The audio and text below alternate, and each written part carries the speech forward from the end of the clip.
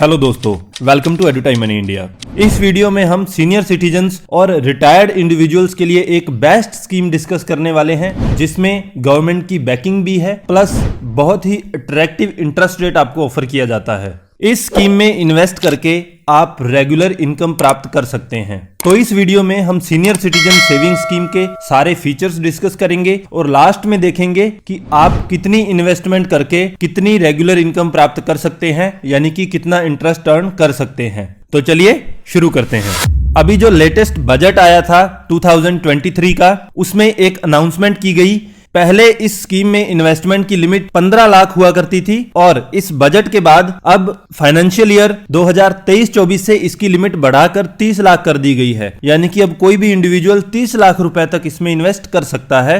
इसके साथ साथ समझते हैं कि senior citizen saving scheme actual में है क्या। ये एक गवर्नमेंट बैक्ड स्कीम है। इसमें कोई भी सीनियर सिटीजन या रिटायर्ड इंडिविजुअल एक लमसम अमाउंट यानी कि एक साथ कुछ पैसा इन्वेस्ट करता है और उसके बाद वो रेगुलर इनकम प्राप्त करने के साथ साथ टैक्स बेनिफिट्स भी प्राप्त कर सकता है इस स्कीम के माध्यम से। इस स्कीम के अंडर आप अकाउंट खुलवा सकते हैं पोस्ट ऑफिस में भी, और कुछ ऑथोराइज्ड बैंक्स हैं जिनकी लिस्ट हम आगे प्रोवाइड करेंगे, उनमें भी आप अकाउंट खुलवा सकते हैं। अब चूंकि ये गवर्नमेंट की स्कीम है तो गवर्नमेंट की बैकिंग है इस स्कीम के पीछे, तो इसमें आप जो भी इन्वेस्टमेंट करेंगे उस पर गवर्नमेंट पूरी गारंटी देती है। जो इनकम, जो भी इंटरेस्ट आपको प्रॉमिस किया जाएगा उसी के अकॉर्डिंग आपको पेमेंट की जाएगी और इसमें कोई भी रिस्क नहीं होता। अब मान लीजिए आपने कुछ पैसा इन्वेस्ट कर दिया, तो उसकी इंटरेस्ट की पेमेंट आपको इस स्कीम के अंदर किस तरह से की जाएगी। तो इसमें एक रेट फिक्स कर दिया जाता है गवर्नमेंट का, जो कि टाइम टू टाइम रिवाइज किया जाता है क्वार्टरली बेसिस पर। और इस स्कीम के अंडर आप जो भी इंटरेस्ट अर्न करते हो वो फर्स्ट डेट को मिल जाता है हर क्वार्टर के, यानी कि अप्रैल, जुलाई, अक्टूबर और जनवरी, इसकी फर्स्ट तारीख को आपको इंटरेस्ट जो है उस अकाउंट में मिल जाता है, जो कि आपका ट्रांजैक्शन अकाउंट है। तो मोड ऑफ डिपॉजिट क्या रहेगा इस स्कीम में, यानी कि आप इन्वेस्टमेंट किस तरह से कर सकते हैं। तो आप अपने इंडिविजुअल नाम से भी अकाउंट खुलवा सकते हैं, प्लस ज्वाइंट नाम से भी खुलवा सकते हैं। और डिपॉजिट आप किस तरह से करेंगे, आप कैश में भी पैसा जमा कर सकते हैं अगर आपकी ओवरऑल इन्वेस्टमेंट जो है 1 लाख रुपए तक है, और अगर 1 लाख से ज्यादा आपकी इन्वेस्टमेंट है तो उस केस में आपकी जो पेमेंट है आपके अकाउंट से ही कटकर ये अकाउंट खुलने वाला है। तो 1 लाख से ज्यादा की अगर इन्वेस्टमेंट है तो आप कैश में किसी तरह की कोई इन्वेस्टमेंट नहीं कर सकते हैं। अब आपने एक बार इस स्कीम में इन्वेस्ट कर दिया तो इस स्कीम की मैच्योरिटी क्या होगी, तो 5 साल बाद ये अकाउंट मैच्योर होता है, लेकिन 5 साल बाद भी आप इसको एक्सटेंड कर सकते हैं 3 साल के लिए, यानी कि बेसिक मैच्योरिटी पीरियड जो है वो 5 साल है, प्लस अगर आप इसको एक्सटेंड करते हैं 3 साल के लिए तो आप इसको 8 साल तक इस अकाउंट को लगातार चला सकते हैं। अब बात करते हैं नॉमिनेशंस की। तो नॉमिनेशन जो है आप करवा सकते हैं जब आप अकाउंट खुलवा रहे हो उस टाइम भी कर सकते हैं, या उसके बाद जब चाहे आप इसमें नॉमिनेशन करवा सकते हैं। अब एक बड़ा सवाल ये आता है कि कोई भी इंडिविजुअल कितने अकाउंट खुलवा सकता है। तो अकाउंट्स की ऐसी कोई लिमिट नहीं है, बस ओवरऑल इन्वेस्टमेंट आपकी 30 लाख से ऊपर नहीं जा सकती है, और कोई भी इंडिविजुअल खुद का अकाउंट खुलवा सकता है या जॉइंट नेम से भी वो अकाउंट खुलवा सकता है, लेकिन जॉइंट नेम में वो अकाउंट खुलवा सकता है सिर्फ अपनी स्पाउस के साथ, यानी कि अपने पति या पत्नी के साथ। अब एक नेचुरल क्वेश्चन ये आता है कि हम कितनी इन्वेस्टमेंट मिनिमम इसमें कर सकते हैं और कितनी मैक्सिमम इन्वेस्टमेंट इसमें कर सकते हैं। तो इसमें आप मिनिमम 1000 रुपए इन्वेस्ट कर सकते हो और 1 अप्रैल 2023 के बाद आप इसमें मैक्सिमम 30 लाख रुपए तक इन्वेस्ट कर सकते हो। लेकिन यहाँ इन्वेस्टमेंट के लिए एक छोटी सी शर्त ये है कि आप जो भी इन्वेस्टमेंट करेंगे वो 1000 के मल्टीपल में ही होगी, यानी कि अगर आपको इन्वेस्टमेंट करनी है तो आप 1000 के मल्टीपल में ही इन्वेस्ट करेंगे। ऐसा पॉसिबल नहीं है कि आप 1500, 2500, 4500 इस तरह से इन्वेस्टमेंट नहीं कर सकते हैं। 1000, 2000, 3000 इस तरह से आप 1000 के मल्टीपल में इसमें इन्वेस्टमेंट कर सकते हैं। अब मान लीजिए मैंने अपना अकाउंट खुलवा लिया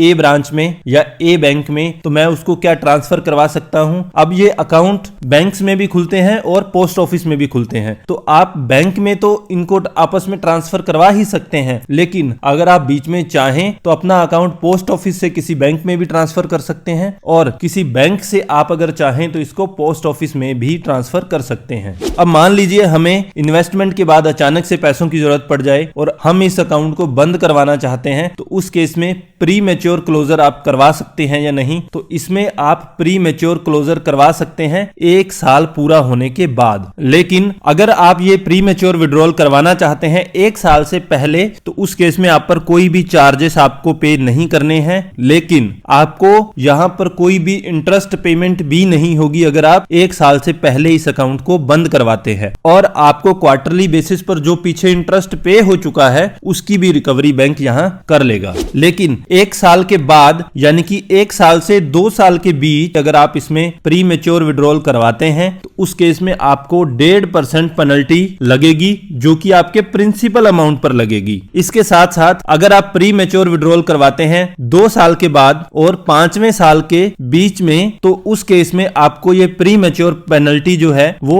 1% लगने वाली है। अब एलिजिबिलिटी क्या है इस स्कीम में एनरोल करने की? ये स्कीम है किन लोगों के लिए? तो वो सारे इंडिविजुअल जिनकी एज 60 साल से ज्यादा है वो इस स्कीम में एनरोल कर सकते हैं, लेकिन 60 साल से कम उम्र के कुछ लोग भी इसमें इन्वेस्टमेंट कर सकते हैं। रिटायर्ड सिविलियन एम्प्लॉइज जिनकी एज 55 साल से ज्यादा है लेकिन 60 साल से कम है, वो रिटायरमेंट के 1 महीने के अंदर अंदर इस स्कीम में इन्वेस्टमेंट कर सकते हैं। यानी कि जैसे ही उनको रिटायरमेंट फंड्स मिलेंगे, फंड्स मिलने के 1 महीने के अंदर अंदर उनको इसमें इन्वेस्ट करना होता है। लेकिन डिफेंस के केस में आप जानते होंगे कि रिटायरमेंट थोड़ा जल्दी हो जाती है, तो डिफेंस एम्प्लॉइज जो हैं उनकी एज अगर 50 साल से ज्यादा है और 60 साल से कम है तो उस केस में ये भी इन्वेस्टमेंट के लिए एलिजिबल हैं इसमें। लेकिन यहां भी आपको जो इन्वेस्टमेंट है आपके रिटायरमेंट के जो फंड्स है वो मिलने के 1 महीने के बीच में करनी पड़ेगी। इसके अलावा इस स्कीम में एनआरआईज जो है वो इन्वेस्टमेंट नहीं कर सकते, एचयूएफ जो है वो भी इसमें इन्वेस्टमेंट नहीं कर सकते हैं, सिर्फ इंडिविजुअल ही इसमें इन्वेस्टमेंट कर सकते हैं। अब इसमें इंटरेस्ट रेट क्या ऑफर कर रही है गवर्नमेंट? तो सीनियर सिटीजन सेविंग स्कीम के केस में अभी वर्तमान में 1 अप्रैल से 30 जून तक जो इंटरेस्ट आपको मिलने वाला है वो रहेगा 8.2%। और इंडिया के मैक्रो इकोनॉमिक सिनेरियो को देखते हुए अभी ये इंटरेस्ट रेट मेंटेन रहने वाला है और ये इंटरेस्ट जो है आपको क्वार्टरली बेसिस पर पे होने वाला है। हर क्वार्टर की पहली तारीख को आपको ये इंटरेस्ट पे होने वाला है। अब इस अकाउंट को आप कहां खुलवा सकते हैं उसके बारे में अगर हम बात करें तो यहां पर एक लंबी लिस्ट है बैंकों की, इनमें आप अपना अकाउंट खुलवा सकते हैं, प्लस पोस्ट ऑफिस में भी आप इस अकाउंट को खुलवा सकते हैं। तो आप यहां पर वीडियो को रोककर इन बैंक्स में देख सकते हैं आप अपना अकाउंट कहां खुलवाना चाहते हैं। अब इस स्कीम में अकाउंट खुलवाने के लिए क्या क्या डॉक्यूमेंट्स रिक्वायर्ड होंगे उनके बारे में बात करें तो सबसे पहले तो 2 पासपोर्ट साइज फोटोग्राफ्स चाहिए होंगी, आपका आईडी प्रूफ जैसे कि पैन कार्ड, वोटर आईडी, आधार कार्ड और पासपोर्ट हो सकता है, आपका एड्रेस प्रूफ जो कि आपका आधार कार्ड हो सकता है, टेलीफोन का बिल हो सकता है, इलेक्ट्रिसिटी का बिल हो सकता है, आपकी एज का एक प्रूफ चाहिए होगा जो कि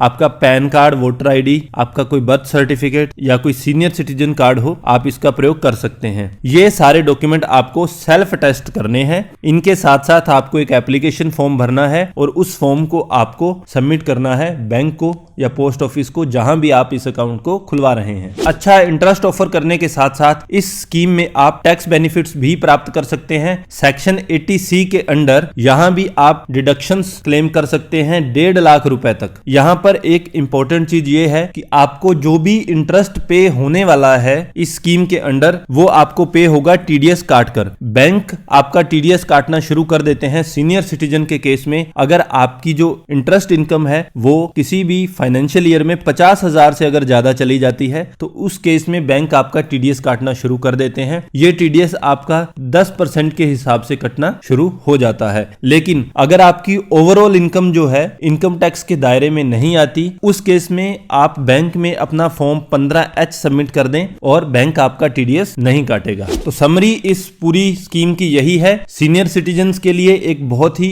अच्छी स्कीम है जो कि पूरी तरह से रिस्क फ्री है और अच्छा इंटरेस्ट रेट जो कि 8.2% है आपको ऑफर किया जाता है। मैक्सिमम 30 लाख रुपए तक आप इसमें इन्वेस्टमेंट कर सकते हैं और आप क्वार्टरली इनकम प्राप्त कर सकते हैं। अगर आप पूरा पैसा इसमें इन्वेस्ट करें 61,500 तो उस हिसाब से पर मंथ आपकी 20,500 रुपए बनते हैं। हम आगे टेबल में भी डिस्कस करते हैं कि कितनी इन्वेस्टमेंट पर आपको क्वार्टरली मंथली लगभग कितना पैसा प्राप्त होने वाला है। अब हम कैलकुलेटर देखते हैं। ये कैलकुलेटर होगा आपकी प्रेजेंट इंटरेस्ट रेट के अकॉर्डिंग जो कि है 8.20% 0%। तो आप इस टेबल में देख पा रहे होंगे, हमने एक टेबल पूरी तैयार की है, 1 लाख, 3 लाख, 5 लाख, इस तरह से अगर आप कितनी इन्वेस्टमेंट करेंगे तो आपको कितनी रिटर्न प्राप्त होने वाली है। तो अगर आप 1 लाख रुपए इन्वेस्ट करते हैं तो आपको क्वार्टरली 2050 रुपए प्राप्त होने वाले हैं। तो इस हिसाब से आप 5 साल में 41,000 रुपए इंटरेस्ट कमाएंगे। इसी तरह से 3 लाख के लिए 6,150 रुपए आपको मिलने वाले हैं, 5 लाख के लिए 10,250 रुपए क्वार्टरली मिलने वाले हैं, 10 लाख के लिए ये कमाई 20,500 रुपए हो जाएगी, 15 लाख अगर आप इन्वेस्ट करते हैं तो ये इंटरेस्ट इनकम जो है 30,750 रुपए हो जाएगी,